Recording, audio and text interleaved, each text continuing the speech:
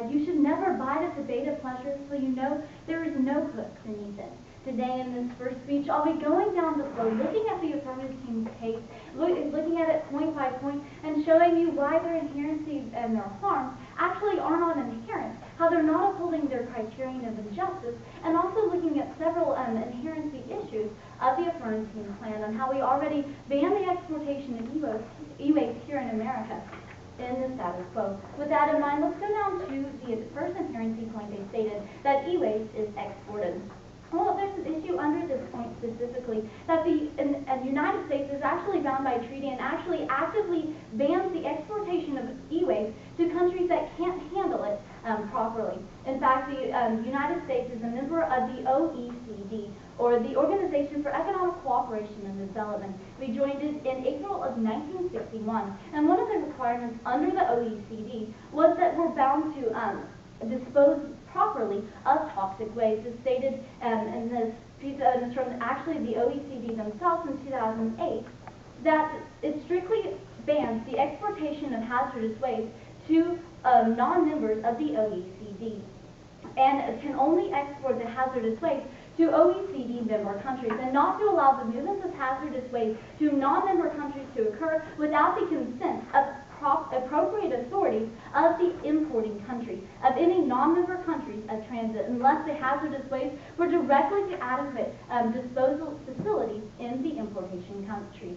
We see that the United States is currently bound by treaty and actively blocks the e-waste from going into countries that can't handle it properly. It can only ship e-waste to OECD members with proper disposal methods. Let's move down to another solvency point. That is, the United States companies are already decreasing their exportation of e-waste. This is from Invermina Hartman from the Washington columnist from November of 2007. She stated that the most effective long-term solution for the gases themselves to get greener, many electronic companies have pledged to reduce or eliminate toxic materials in their products. With these two inherency points, we see two things. First of all, the United States is bound by treaty and actively prohibits the exportation of e-waste to countries that cannot properly account for the e-waste material, or whether authorities are actually accepting the e-waste themselves. We see under these 2 points that any exportation of e-waste to countries that cannot properly handle it is actually illegal under the status quo. The second thing we see is that the United States is proactive on this issue as a part of a treaty, and actually actively prohibits the exportation of e-waste to countries that can't handle it. The third thing we see is countries have to accept the e-waste we give them for us to actually ship the e-waste to them, which leads us to their harms. Their first harm was that of justice harm. Now, the basic mindset or presupposition under this point is that the countries are actively blocking the e-waste.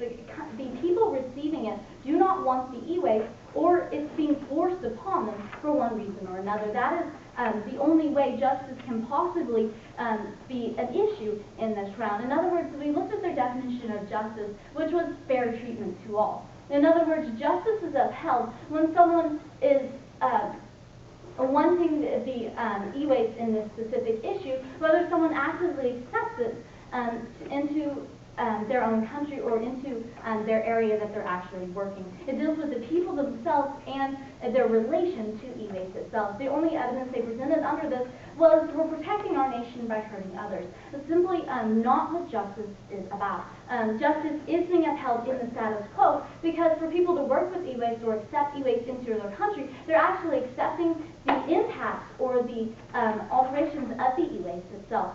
Moving on to their next moving down to solvency. They didn't present a specific solvency issue that would say that their plan would actually work, but we'd like to look at a solvency piece of evidence right now, that the United States actually can't handle the e-waste importation right now. It can't deal with the amount of e-waste that is generated in the United States. Basically what the affirmative team is doing is they're banning all the exportation of e-waste, keeping all the e-waste here in America.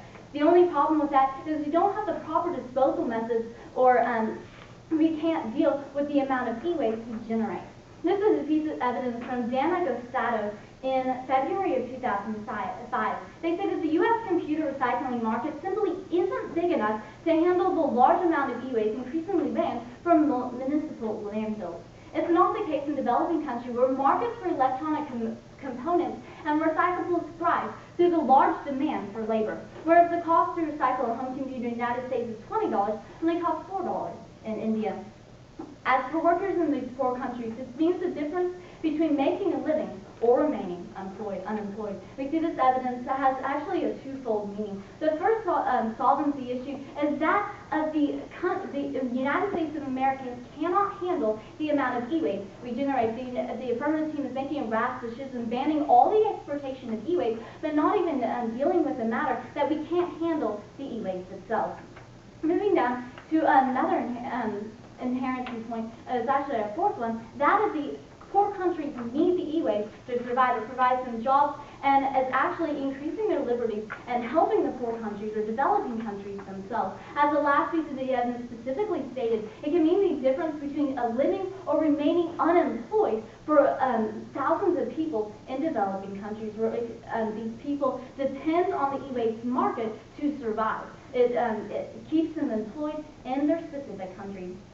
So we see that under inherency, all the exportation to countries who are unwilling or cannot handle the e-waste itself is actually banned in the United States. The second thing we saw is that the United States is actively decreasing the amount of e-waste it generates and exports to other countries. The third thing is that the poor countries or developing countries themselves need the e-waste we generate sent to their countries where they can handle it and handle it properly. They need it because it provides them a job. It isn't harming their justice, but rather it provides them a route or a way to survive in those countries. It gives them an income and a job in those countries.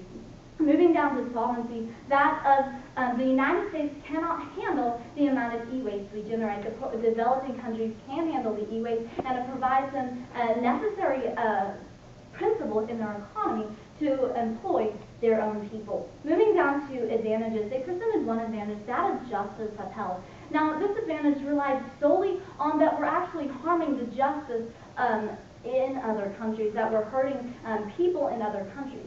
The problem with this is that we're not harming justice at all. The status quo is simply allowing people to have an opportunity to actually pertain a job in an area of the e-waste market. We see that the justice is currently being upheld in the status quo. The United States has an active position on the e-waste, and actually the United States is decreasing the amount of exportation of e-waste we're actually generating. For all these reasons, I strongly urge a negative ballot because it's an active, beneficial way that the United States has, and it also benefits other countries. Thank you. I now stand open for cross-examination and further points of clarification.